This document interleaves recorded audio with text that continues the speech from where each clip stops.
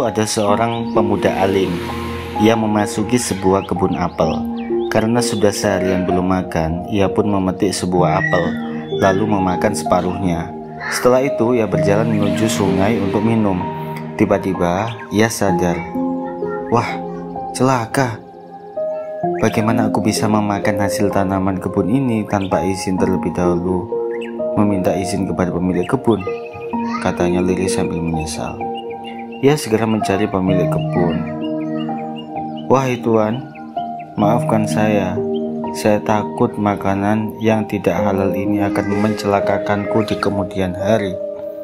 Pemilik kebun berkata, tidak, aku tidak akan ikhlas dengan perbuatanmu sebelum engkau memenuhi satu syarat yang kuajukan kepadamu. Apakah syarat itu, tuan?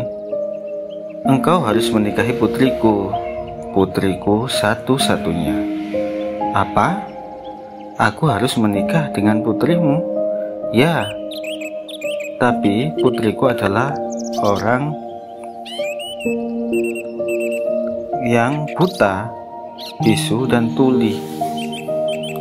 Ia kemudian terkejut dan berkata dalam hati, aku tidak mungkin menikah dengan gadis buta, bisu, dan tuli. Tapi daripada Allah memasukkan aku ke dalam nerakanya dan meminum nanah karena sebab aku memakan buah apel yang tidak halal, maka aku harus menerima tawaran pemilik kebun ini semata-mata karena aku takut kepada Allah.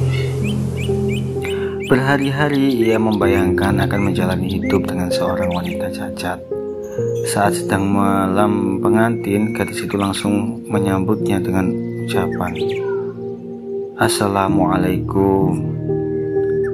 Seakan tak percaya,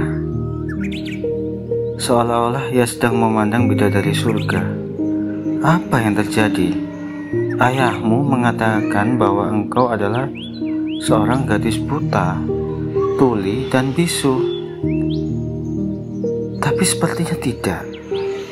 Malah justru engkau adalah wanita yang paling sempurna yang pernah aku lihat. Gadis itu menjawab, ayahku telah berkata jujur. Memang aku bisu karena mulutku tidak pernah berkata kotor. Dan memang aku gadis yang tuli karena aku tidak pernah mendengar perkataan sia-sia. Dan juga aku adalah seorang yang buta karena aku tidak pernah melihat pemandangan yang diharamkan Allah. Subhanallah, Allah telah mempertemukan dua hamba yang soleh ini dalam satu rumah tangga yang bahagia dan penuh kedamaian. Hikmah, seorang anak muslim harus memperhatikan makanan yang masuk ke dalam perutnya. Ia harus menjauhi makanan-makanan haram atau meragukan. Dari cerita ini, kita juga bisa belajar bahwa siapa yang meninggalkan sesuatu karena Allah, maka Allah akan memberikan yang lebih baik dari apa yang dia sudah tinggalkan karena takut kepada Allah.